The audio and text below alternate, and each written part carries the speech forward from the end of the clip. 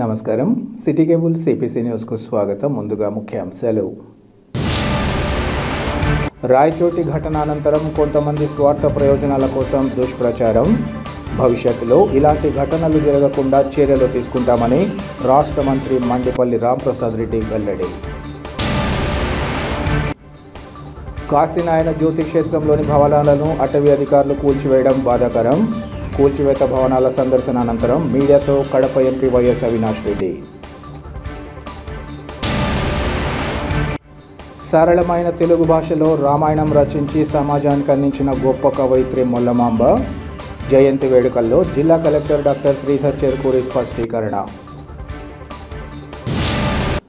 రాయచోటిలో ఇటీవల చోటు చేసుకున్న సంఘటన నేపథ్యంలో ఎక్కడ శాంతి భద్రతలకు ఇబ్బందులు కలగకుండా శాంతియుత వాతావరణం నెలకొనేలా తక్షణ చర్యలు చేపట్టడం జరిగిందని రాష్ట్ర మంత్రి రాయచోటి ఎమ్మెల్యే మండిపల్లి రాంప్రసాద్ రెడ్డి తెలిపారు. అన్నమయ్య జిల్లా కేంద్రమైన రాయచోటి కలెక్టరేట్లో జిల్లా కలెక్టర్ ఎస్పీలతో కలిసి ఏర్పాటు చేసిన విలేకరుల సమావేశంలో మంత్రి మాట్లాడారు. రాయచోటి సంఘటనపై జిల్లాతో పాటు రాష్ట్రంలో అనేక అవాస్తవాలు ప్రచారం అయ్యాయని, అయితే సంఘటన జరిగిన తర్వాత జిల్లా పోలీసు యంత్రాంగంతో పాటు ప్రభుత్వం సత్వరంగా స్పందించి ఎక్కడ శాంతికి భంగం కలగకుండా సత్వర చర్యలు చేపట్టామన్నారు. నాటి నుంచి కూడా రాయచోటి పట్టణంలో అటు ప్రజలతో పాటు ఇటు వ్యాపార వర్గాలు ఎక్కడా ఇబ్బందులు పడకుండా చర్యలు చేపట్టినట్లు ఆయన వివరించారు. అటు ప్రభుత్వం ఇటు ఎమ్మెల్యేగా తాను జిల్లా పోలీసు యంత్రాంగంను ఒకటే కోరుతున్నానని ఆయన తెలిపారు. నాటి సంఘటనకు కారులైన వారిపై మాత్రమే చర్యలు తీసుకోవాలి తప్ప సంఘటనకు సంబంధం లేని వారి జోలికి వెళ్లరాదని సూచించామన్నారు. ఎవరో తమ స్వార్థ ప్రయోజనాల కోసం కొంతమంది సోషల్ మీడియా వేదికగా దుష్ప్రచారం చేస్తున్నారే తప్ప ఇక్కడ అందరూ కలిసిమెలిసి జీవనం సాగిస్తున్నారని తెలిపారు. భవిష్యత్తులో కూడా ఈ ప్రాంతంలో ఇరు వర్గాలు కలిసిమెలిసి ఉండేలా పీస్ కమిటీ ఏర్పాటు చేసి ఇలాంటి సంఘటనలు పునరావృతం కాకుండా తగిన చర్యలు చేపట్టడం జరుగుతుందని మంత్రి వివరించారు. గత వారం రోజుల నుంచి రాయచోట్లో జరిగిన పరిణామాల వల్ల ఇక్కడ జిల్లాలోనే కాకుండా రాష్ట్రంలో కొన్ని అపోహలు ఉన్నాయి. కొన్ని వర్గాల మధ్య అన్నదమ్ముల్లాగా కలిసి ఉండే వర్గాల మధ్య అనుకోండి, అలాగే ఇక్కడ లోకల్గా అందరూ కలిసిమెలిసి ఉండే వాళ్ళ మధ్య కొన్ని అపోహలు సృష్టించడం వల్ల కొందరి వల్ల అయింది. కాబట్టి దాన్ని పోలీసులు అయితేనేం ప్రభుత్వం అయితేనేం చిత్తశుద్ధితో ఈ వారం రోజులు పనిచేసింది. కాబట్టి ఈరోజు రాయచోట్లో శాంతి భద్రతలు అదుపులో ఉన్నాయి. అలాగే ప్రజలు కూడా ఎక్కడ సమస్య లేకుండా వ్యాపారాలు చేసుకుంటూ వాళ్ళ జీవనం సాగిస్తూ ఉన్నారు. ముఖ్యంగా కూటమి ప్రభుత్వం ఏర్పాటైన తర్వాత మీరే చూస్తున్నారు, ఎక్కడ శాంతి భద్రతలకు విఘాతం కల్పించకుండా ఏ చిన్న సమస్యలు తలెత్తినా కూడా సమన్వయంతో జిల్లా యంత్రాంగం అయితేనే పోలీస్ సిబ్బంది అయితే పనిచేస్తూ వచ్చింది. మొన్న జరిగిన ఇన్సిడెంట్లో ఏ వర్గాలో ఏ కులాలకో సంబంధించిన పాత్ర అంటే నేను చెప్పేది ఏంటంటే ముఖ్యంగా ఎవరో ఇది చేయాలని చేసింది కాదు. దీంట్లో కొందరు అల్లరి మూకల వల్ల ఆ రోజు జరిగిన సంఘటన అయితే బాధాకరం. దాన్ని ఇక్కడున్న పోలీస్ యంత్రాంగం ఎస్పీ గారి నేతృత్వంలో ఎదుర్కోవడం జరిగింది. పొద్దున్నేకే ఆ రోజు సాయంత్రం ఇన్సిడెంట్ జరిగితే మరుసటి రోజు పొద్దున్నేకే టోటల్గా లా అండ్ ఆర్డర్ కంట్రోల్లోకి రావడము, వ్యాపారస్తులు వ్యాపారం చేసుకోవడం, రాయచోట్లో చుట్టుపక్కల ఉన్న పల్లెలోళ్ళు కానీ రాయచోటి పట్టణంలో కానీ ఎక్కడ శాంతి భద్రతకు విఘాతం కల్పించకుండా ఎవరి పనులు వాళ్ళు చేసుకోవడం జరుగుతూ వస్తూ ఉంది. ముఖ్యంగా మన నియోజకవర్గ ప్రజలకు రాయచోటి పట్టణంలో నివసించే హిందూ ముస్లిం సోదరులను నేను చేతులు జోడించి ఒకటే అడుగుతున్నా. గత 40 సంవత్సరాల నుంచి రాయచోటి పట్టణము ఎదిగే కొద్దీ ఇక్కడ శాంతి భద్రతలు కానీ ఇంకో విషయంలో కానీ ఎప్పుడు నేనైతేనే మా కుటుంబ సభ్యులైతేనే ఎప్పుడు ఆలోచి పడలేదు. ఎప్పుడు రాయచోట్లో ఉండే ప్రాంత ప్రజల కోసం పనిచేసినాం. ఈరోజు నేను శాసనసభ్యునిగా మంత్రిగా ఉన్నప్పుడు కూడా నిన్న జరిగిన సంఘటనలో నేను ఎస్పీ గారితోనైతేనే కలెక్టర్ గారితోనైతేనే రాష్ట్రంలో ఉన్న పోలీస్ అధికారులతో అలాగే సీఎంఓతో మాట్లాడడం జరుగుతూనే వచ్చింది. ఈ వారం రోజుల్లో కూడా నేను పోలీస్ వారిని కూడా కోరడం ఒకటే జరిగింది, ఎవరైతే ఈ సంఘటనలో బాధ్యులు ఉంటారో ఈ సంఘటనలో కారకులు ఉంటారో వాళ్ళను మాత్రమే చర్యలు తీసుకోండి తప్పక ఎవరు సంబంధం లేకుండా అనామకులపై కేసులు కానీ వాళ్ళని హింసించడం కానీ అలాంటివి ఎక్కడా జరగలేదు. ఈరోజు ఎవరో కొందరు స్వార్థం కోసం పని కట్టుకొని సోషల్ మీడియా గ్రూపుల్లో చేసిన దుష్ప్రచారాలే తప్పక రాయచోటి ప్రజలు ఐక్యతగా ఉన్నారు, సమన్వయంతో ఉన్నారు, అందరూ కలిసిమెలిసి ఉన్నారు. ఈరోజు ఏ వర్గం అయితే ఈరోజు పండగ పర్వదినాలు జరుపుకుంటా ఉందో, ఉపవాసాలు జరుపుకుంటారో వాళ్ళల్లో కూడా 99.99% జనాలు కూడా ఇక్కడ జరిగింది ఎవరో కొందరు వల్లే తప్పక అందరూ దీనికి బాధ్యత కాదని వాళ్ళ నోటి విండే వినబడతా ఉందంటే ఒకసారి మీరు అందరూ అర్థం చేసుకోవాలా. నేను ఒకటే కోరుకుంటున్నా, రాయచోట్లో రెండు వర్గాల మధ్య ఉన్న ప్రేమ అభిమానాలు ఎక్కడికి పోవు, కలిసిమెలిసే ఉంటాం. దీనికి ఇక్కడ లోకల్ శాసనసభ్యునిగా, మంత్రిగా, అలాగే కూటమి ప్రభుత్వం నుంచి ఇక్కడి నుంచి నేను మంత్రిగా ఉన్నాను కాబట్టి మా పార్టీ తరపున అనుకోండి, అలాగే కూటమిలో ఉన్న మిగతా రెండు పార్టీల తరపున ఒకటే భరోసా ఇస్తున్నాం.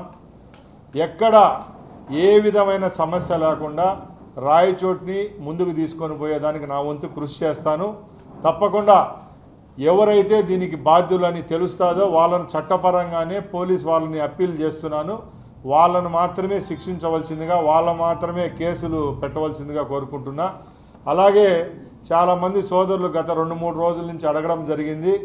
144 సెక్షన్లో ఇప్పుడు రాయచోటు ఉంది కాబట్టి పండగ వాతావరణం కొంచెం ఏమన్నా విఘాతం కలుగుతుందేమో అని అడిగారు. నేను కలెక్టర్ గారిని, ఎస్పీ గారిని కూడా నేను ఒక శాసనసభ్యుడిగా అప్పీల్ చేస్తున్నా. ఇక్కడ ఏ విధమైన సమస్య రాదు. రెండు గ్రూపుల వాళ్ళతో ఇప్పుడు కలెక్టర్ గారి నేతృత్వంలో ఇప్పుడు సమన్వయ పీస్ కమిటీ మీటింగ్ కూడా పెట్టుకోవడం జరిగింది కాబట్టి ఈ రోజు నుంచి కూడా 144 సెక్షన్ కూడా తొలగించమని అడుగుతున్నాం.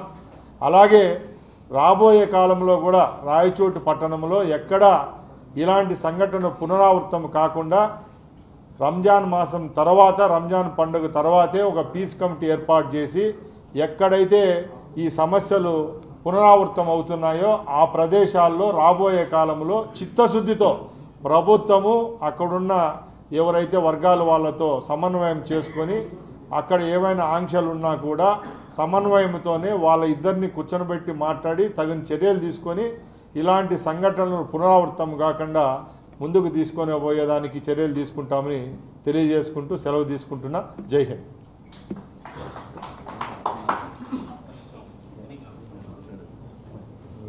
సరళమైన తెలుగు భాషలో రామాయణాన్ని రచించి సమాజానికి అందించిన గొప్ప కవయిత్రిగా మొల్లమాంబ కీర్తింపబడ్డారని జిల్లా కలెక్టర్ శ్రీధర్ చెరుకూరి తెలిపారు.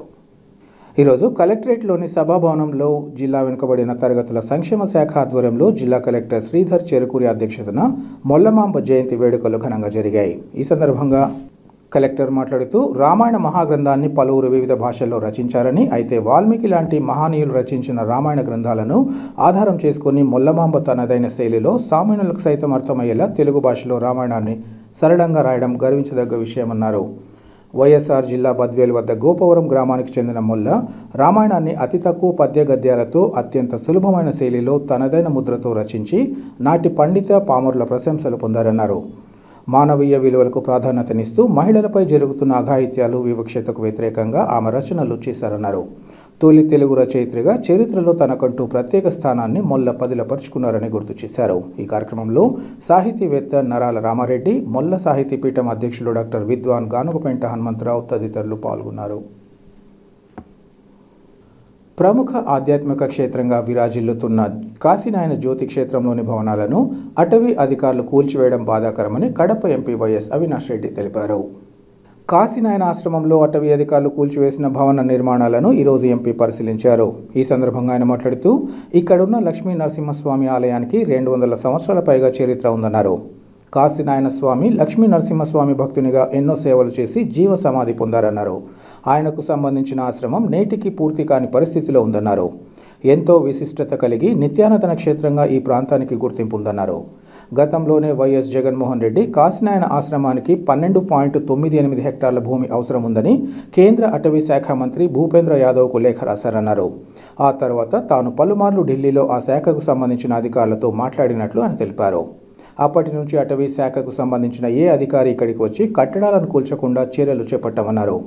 నేడు ఉన్నతాధికారుల సూచనలతో, కలెక్టర్ ఆదేశాలతోనే ఇక్కడ కూల్చివేతలు జరిగాయని ఆయన వివరించారు. పవిత్ర క్షేత్రంగా భావించే ఇలాంటి ప్రాంతంలో కట్టడాలను కూల్చివేయడం ఏమాత్రం సమంజసం కాదన్నారు. కూటమి ప్రభుత్వ పెద్దలు ఈ నిర్మాణాల కూల్చివేతలు తమకు తెలియకుండా జరిగాయని చెప్పడంలో ఎలాంటి వాస్తవం లేదన్నారు. ఇప్పటికైనా భక్తుల మనోభావాలను గౌరవించాలని, ఈ ప్రాంతాన్ని అభివృద్ధి చేయాలని కోరారు. ఇందుకు నాడు వైఎస్ జగన్ కేంద్రానికి రాసిన లేఖ ఆమోదం పొందాలన్న విషయాన్ని గుర్తుంచుకోవాలన్నారు. అందుకు అనుగుణంగా పాలకులు అడుగులు వేయాలని ఆయన సూచించారు. ఎంతో చరిత్ర కలిగినటువంటి ఈ జ్యోతి క్షేత్రానికి ఈ సందర్భంగా మేము ప్రభుత్వాన్ని ఒకటే మనవి చేస్తూ ఉన్నాం. దాదాపు ఇక్కడున్న లక్ష్మీ నరసింహస్వామి టెంపుల్కి సంబంధించిన చరిత్ర ఒకసారి చూస్తే 200 సంవత్సరాల పైచిలుకు చరిత్ర ఇక్కడున్న నరసింహస్వామి గుడికి ఉంది.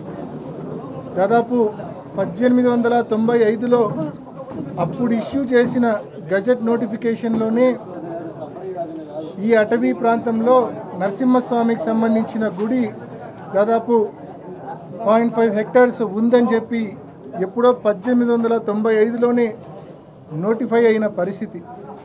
మరి ఇవాళ కాశిరెడ్డి గారు సమర్థ సద్గురు కాశిరెడ్డి గారు లక్ష్మీ నరసింహస్వామి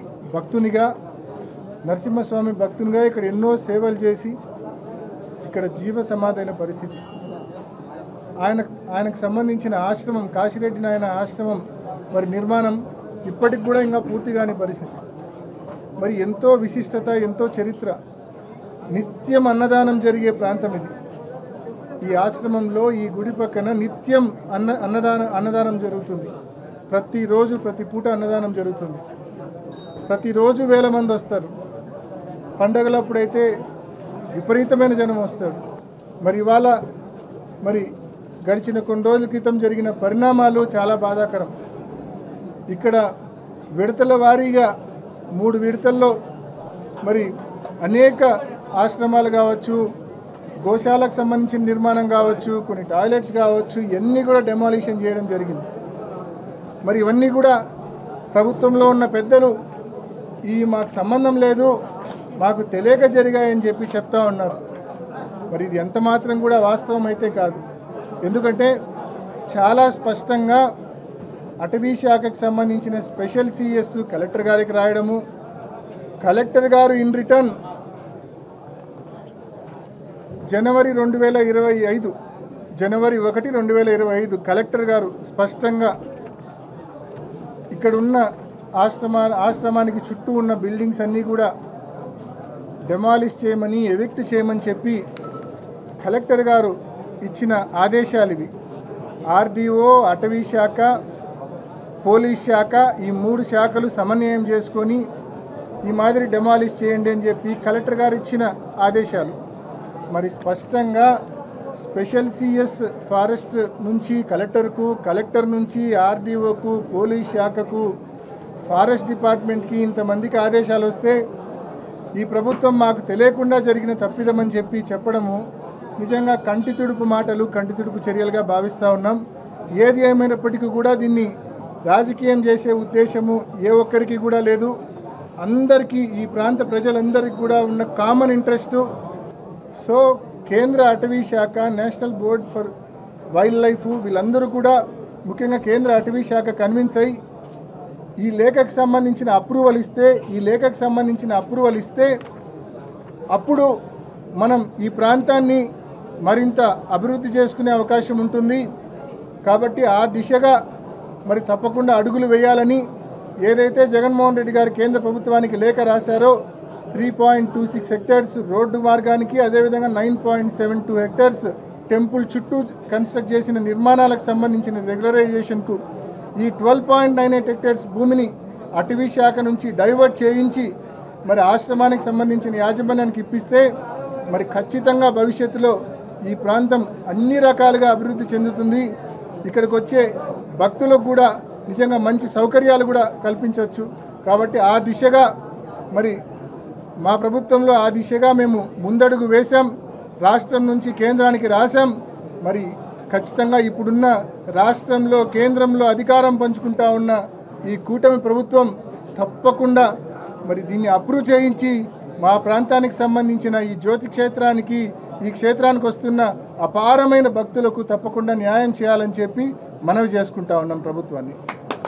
కాంగ్రెస్ పార్టీ అభ్యున్నతికి శక్తి వంచన లేకుండా కృషి చేస్తున్న జిల్లా అధ్యక్షురాలు విజయజ్యోతి ఇలాంటి జన్మదిన వేడుకలు మరెన్నో జరుపుకోవాలని ఆకాంక్షిస్తున్నట్లు కాంగ్రెస్ పార్టీ నేత సయ్యద్ గౌస్పీర్ తెలిపారు. విజయజ్యోతి జన్మదినాన్ని పురస్కరించుకొని గౌస్పీర్ ఆధ్వర్యంలో ప్రభుత్వ అందుల ఉన్నత పాఠశాలలో పాఠశాల విద్యార్థులు సిబ్బందికి అన్నదాన కార్యక్రమాన్ని నిర్వహించారు. ఈ సందర్భంగా సయ్యద్ గౌస్పీర్ మాట్లాడుతూ కాంగ్రెస్ పార్టీ బలోపేతానికి విజయజ్యోతి అందిస్తున్న సేవలు ప్రశంసనీయమన్నారు. ఆమె ఆధ్వర్యంలో కాంగ్రెస్ పార్టీ నేతలు ప్రజల తరపున అనేక పోరాటాలు కొనసాగిస్తూ వస్తున్నారన్నారు. ఇదే స్ఫూర్తితో రాబోయే కాలంలో కూడా పార్టీ జిల్లా అధ్యక్షురాలు విజయజ్యోతి మార్గదర్శకత్వంలో ముందుకు సాగుతూ పార్టీకి పూర్వవైభవం తీసుకొచ్చేందుకు కృషి చేస్తామన్నారు. ఈ కార్యక్రమంలో పార్టీ నగర అధ్యక్షులు అఫ్జల్ ఖాన్, కాంగ్రెస్ పార్టీ సమన్వయకర్త జకరయ్య తదితరులు పాల్గొన్నారు.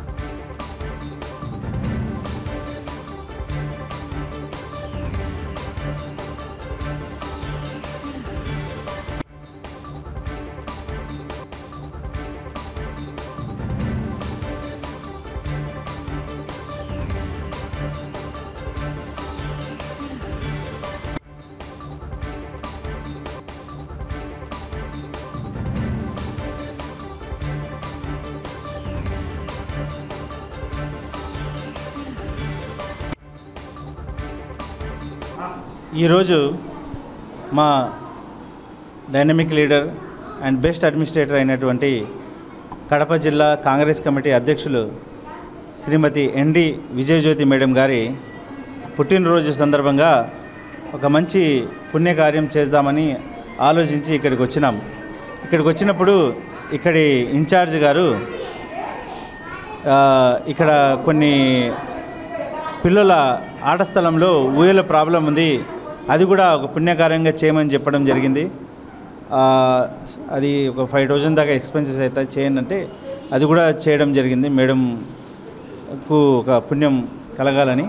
దాని తర్వాత ఈరోజు అన్నదానం కార్యక్రమం పెట్టుకోవడం జరిగింది. ఈ అన్నదానంలో దాదాపు 60 మంది పిల్లలు స్టాఫ్ ఇక్కడ అటెండ్ అయ్యి మరియు దాదాపు 20 మంది మా కాంగ్రెస్ పార్టీ కార్యకర్తలు నాయకులు పాల్గొనడం జరిగింది. ఇక్కడ ముఖ్య అతిథిగా అఫ్జల్ ఖాన్ అన్న మరియు గౌరవ అతిథిగా జకరీ అన్న కూడా రావడం జరిగింది. అదేవిధంగా పార్టీ పెద్దలు సీనియర్ నాయకులు అయినటువంటి సిరాజుద్దీన్ అన్న ఈ ప్రోగ్రాంను చాలా అద్భుతంగా, చాలా ఆనందంగా మరియు చాలా ఇంట్రెస్ట్ చూపించి వీళ్ళు ముందుకు వచ్చి చాలా దాన్ని ఏమంటారంటే సంతోషంతో ఉత్సాహంతో పాల్గొని చాలా బాగా చేయడం జరిగింది. పిల్లలు కూడా ఆహారాన్ని చాలా మంచిగా ఆస్వాదించి చాలా ఆనందాన్ని వ్యక్తం చేశారు. సో ఇదంతా ఒక దీని ఫలితంగా మా డిస్ట్రిక్ట్ ప్రెసిడెంట్ గారికి దీనికి తగిన పుణ్యం కలిగి రాబోయే కాలంలో మంచి ఇంకా కార్యక్రమాలు చేస్తా, మంచి అడ్మినిస్ట్రేషన్ చేస్తా, పార్టీని చాలా బలోపేతంగా పనిచేస్తున్నారు కాబట్టి ఇంకా బలంగా పనిచేయాలనేది మా కోరికతో మా పర్సనల్ ఇంట్రెస్ట్తో మేడం వద్దన్నప్పటికీ లేదు మేడం మా అభిమానం మా గౌరవంతో మేము చేయాలనేసి ఈ ప్రోగ్రాం చేయడం జరిగింది. దీన్ని సహకరించిన ప్రతి ఒక్కరికి నేను నా ఆధ్వర్యంలో జరిగినప్పటికీ వీళ్ళ సహకారం లేనిది ఏం చేయలేము. వీళ్ళందరికీ నేను చాలా కృతజ్ఞతలు తెలుపుకుంటున్నాను.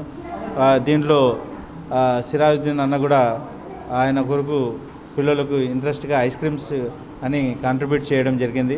దానికి కూడా అన్నను థ్యాంక్స్ చెప్పుకుంటున్నాను. కూటమి సర్కార్ తీరుతో ప్రజలు విసిగి వేసారిపోయారని, ఇచ్చిన హామీలు విస్మరించిన చంద్రబాబు ప్రభుత్వానికి ఎప్పుడు ఎన్నికలు జరిగినా బుద్ధి చెప్పేందుకు ప్రజలు సిద్ధంగా ఉన్నారని వైసీపీ జిల్లా అధ్యక్షులు రవీంద్రనాథ్ రెడ్డి తెలిపారు. కడప నగరంలోని పార్టీ కార్యాలయంలో ఏర్పాటు చేసిన విలేకరుల సమావేశంలో ఆయన మాట్లాడారు. వైఎస్ఆర్ కాంగ్రెస్ పార్టీ ఒక ప్రభంజనమని, పోరాటాల నుంచి పుట్టిన పార్టీ వైఎస్ఆర్ కాంగ్రెస్ పార్టీగా గుర్తింపు పొందిందన్నారు. 9 సంవత్సరాల అధికారంలో లేకపోయినా పార్టీని వైఎస్ జగన్ నిలబెట్టడమే కాకుండా విజయం సాధించడం గొప్ప విషయమన్నారు. 2019లో 54% ఓట్లతో అధికారంలోకి రావడం గొప్ప విషయమన్నారు. వైఎస్ జగన్ మేనిఫెస్టోను ఖురాన్, భగవద్గీత, బైబిల్గా భావించి మేనిఫెస్టోలో పొందుపరిచిన అంశాలన్నీ అమలు చేశారన్నారు.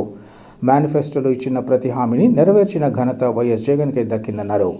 అన్ని వర్గాల ప్రజలకు ఇంటి వద్దకు సంక్షేమ పథకాలను అందించిన ఏకైక ముఖ్యమంత్రి వైఎస్ జగన్ అని కొనియాడారు. చంద్రబాబు పేరు చెప్పగానే ఒక్క సంక్షేమ పథకమైనా గుర్తొస్తుందా అని ప్రశ్నించారు. రాబోయే ఎన్నికల్లో టీడీపీ నేతల కల్లబొల్లి మాటలు ప్రజలు నమ్మరని, తిరిగి వైసీపీ అధికారంలోకి రావడం ఖాయమని ఆయన స్పష్టం చేశారు. వైఎస్ఆర్ కాంగ్రెస్ పార్టీ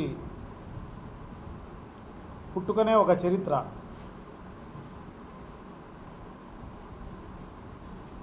పోరాటాల నుంచే పుట్టిన party YSR Congress party. So అదే కాకుండా మా పార్టీ అధ్యక్షులను పార్టీ పెట్టినప్పటి నుంచి అనేక రకాలుగా ఇబ్బంది చేసే కార్యక్రమం ఈ పార్టీ ఆ పార్టీ అనే లేదు. కాంగ్రెస్ పార్టీ, తెలుగుదేశం పార్టీ అన్నీ కుమ్మక్కై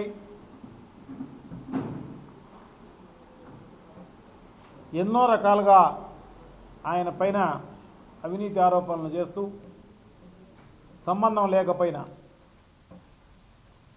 ఇబ్బంది చేసి 16 నెలలు జైల్లో పెట్టి ఇన్ని చేసినా పార్టీ నిలబడి 2014లో 67 సీట్లు సంపాదించి 2019లో 151 సీట్లతోటి 51% ఓట్లతోటి అధికారంలోకి వచ్చిన ఏకైక పార్టీ వైఎస్ఆర్ కాంగ్రెస్ పార్టీ. అద్భుతమైన మార్పులు విద్యలో, నాడు నేడులో స్కూల్స్ అన్నీ కూడా ఇన్ఫ్రాస్ట్రక్చర్ అంతా కూడా క్రియేట్ చేసిన పరిస్థితి అన్నమాట. అంతటి మంచి పేరు ఉన్నందువల్లనే ఈరోజు కూడా ప్రజలు ఆ ఎలక్షన్లలో 40% ఓట్లే వచ్చినా ఈరోజు దాదాపు 80% 90% ప్రజలు ఇప్పుడు మా వెంబడి ఉండే కార్యక్రమం జరుగుతోంది. దానికి ఉదాహరణ ఇవే. 9 నెలల్లోనే 10 నెలల్లోనే అధికారంలోకి వచ్చిన తెలుగుదేశం పార్టీ ఎంత అన్యాయంగా పరిపాలిస్తుంది, ఎంత దుర్మార్గంగా పరిపాలిస్తుంది అనేది అందరికీ తెలిసి చూస్తున్నారన్నమాట. అందరూ కూడా మేనిఫెస్టోలో ఏంటేంటో కథలు చెప్పి సూపర్ 6 లైన్ని చెప్పేసేసి ప్రజలందరినీ మభ్యపెట్టి మోసం చేసి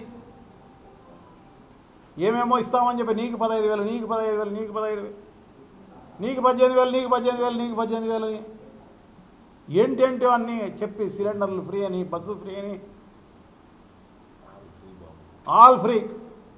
అవే కాకుండా 143 హామీలు దాంతో పాటు ఇచ్చిన పరిస్థితి అన్నమాట. ఒక్కటి కూడా అమలు చేసిన పరిస్థితి లేదు ఈ 10 నెలల్లో. ఉన్న పెన్షన్లు పోతున్నాయి,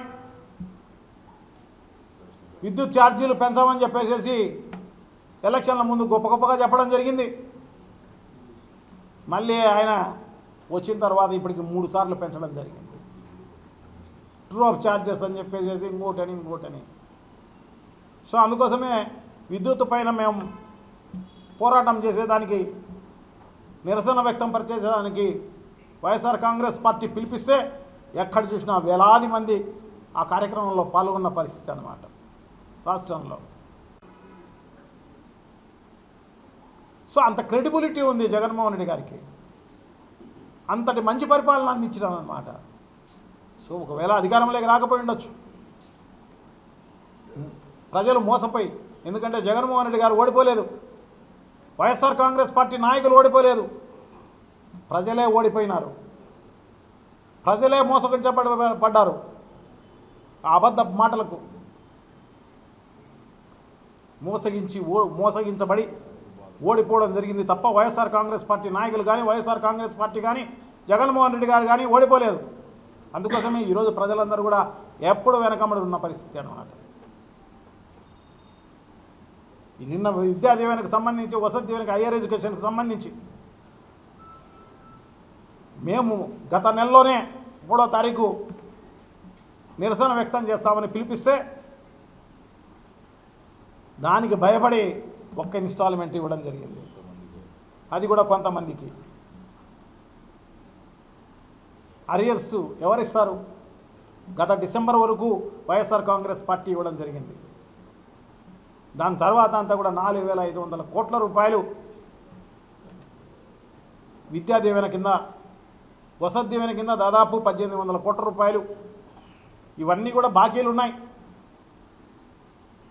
సో అవి ఇమ్మీడియట్గా ఇవ్వండి అని చెప్పేసి నిరసన వ్యక్తం చేసే కార్యక్రమంలో భాగంగా నిన్న పిలిపిస్తే ఎక్కడ చూసినా కూడా వేలాది మంది పాల్గొన్న పరిస్థితి.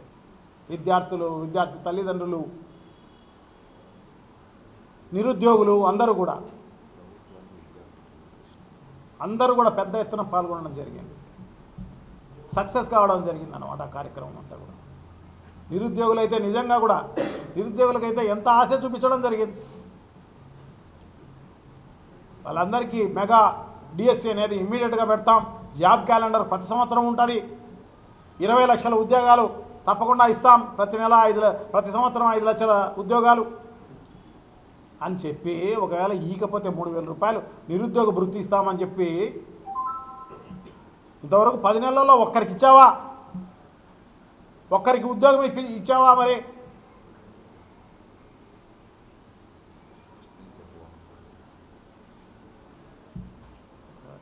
ఇంత దారుణాలు జరుగుతున్నా ప్రశ్నిస్తానని చెప్పేసి నా పవన్ కళ్యాణ్ అయితే ఆయనకు ఉద్యోగం దొరికింది కదా అని చెప్పేసి చాలే అని చెప్పేసి ప్రశ్నించడమ్మా అనుకుని నిద్రపోవడమో లేకపోతే దేవాలయాల చుట్టూ తిరగడమే ఏదో ఒకటి జరుగుతుంది తప్ప ఇంకోట్లేదు. దేవాలయాల చుట్టూ కూడా చంద్రబాబు నాయుడు డైరెక్షన్ ఉంటేనే పోతాడు.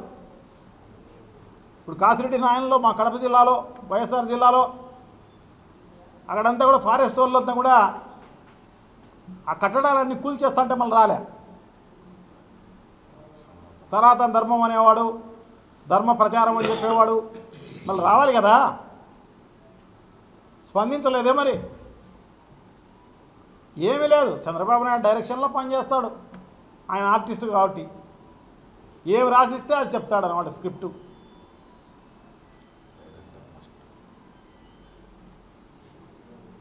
ఈ రకంగా ఉన్న పరిస్థితి ఉంది కాబట్టే ప్రజల్లో ఈ 10 నెలల్లో అంత దారుణంగా ఈ ప్రభుత్వం పైన వ్యతిరేకత అనేది అంత పెద్ద ఎత్తున ఉంది అని చెప్పి తెలియజేసుకుంటున్నా. పవిత్ర రంజాన్ మాసాన్ని పురస్కరించుకొని పేద వర్గాలకు తమ వంతుగా ఆదుకునే అవకాశం భగవంతుడు కల్పించడం సంతోషకరమని టీడీపీ సీనియర్ మైనార్టీ నాయకుడు షేక్ అమానుల్లా జేకే క్రీడా విద్యా సాంస్కృతిక సేవా సమితి రాష్ట్ర అధ్యక్షులు ఖాదర్ బాషాలు తెలిపారు. రంజాన్ మాసాన్ని పురస్కరించుకుని కడప నగరం 27వ డివిజన్లో అమానుల్లా ఆధ్వర్యంలో పారిశుద్ధ్య కార్మికులతో పాటు స్థానిక పేద వర్గాలకు నూతన దుస్తులను పంపిణీ చేశారు. ఈ సందర్భంగా వారు మాట్లాడుతూ ప్రతి సంవత్సరంలాగే ఈ సంవత్సరం కూడా రంజాన్ మాసంలో పారిశుద్ధ్య కార్మికులైన మహిళలకు చీరలను పంపిణీ చేశామన్నారు. రంజాన్ అంటే పుణ్యఫలాల మాసమని ఈ మాసంలో చేసే దాన ధర్మాలకు అధిక పుణ్యం ప్రాప్తిస్తుందన్నారు. ప్రతి ఒక్కరూ భగవంతుడిచ్చిన ధనంలో కొంత భాగాన్ని పేద వర్గాలకు ఖర్చు పెట్టాలని ఇదే విషయాన్ని ఇస్లాం తెలియజేస్తోందన్నారు. దాతల స్పందనతో పేద వర్గాలు కూడా పండుగను సంతోషకరంగా చేసుకుంటారన్నారు. పవిత్ర మాసంలో ప్రతి ఒక్కరూ పేదలకు తోడ్పాటు అందించాలని ఈ సందర్భంగా సూచించారు.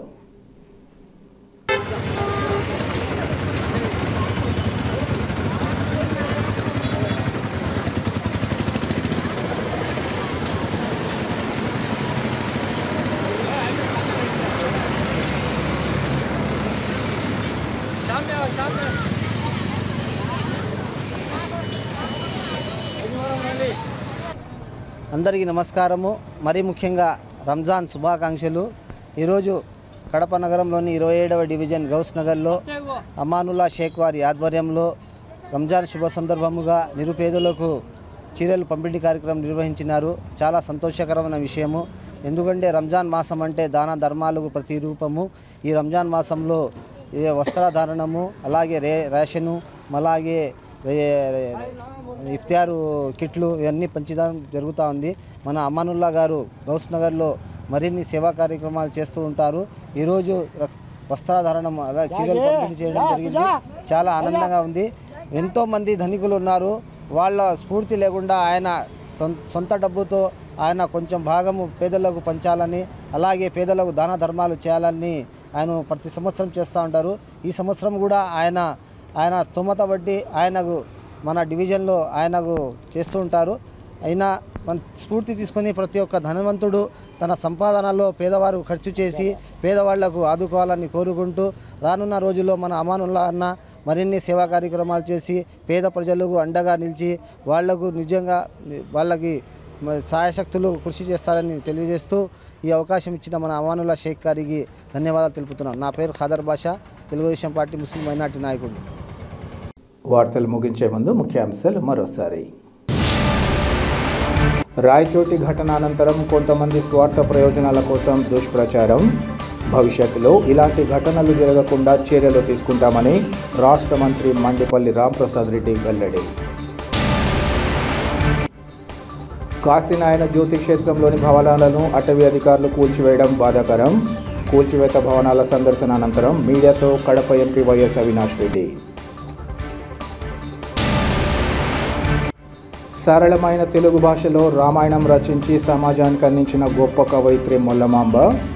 జయంతి వేడుకల్లో జిల్లా కలెక్టర్ డాక్టర్ శ్రీధర్ చెరుకూరి స్పష్టీకరణ. సిటీ కేబుల్ సిపిసి న్యూస్ ఇంతటితో సమాప్తం. నమస్కారం.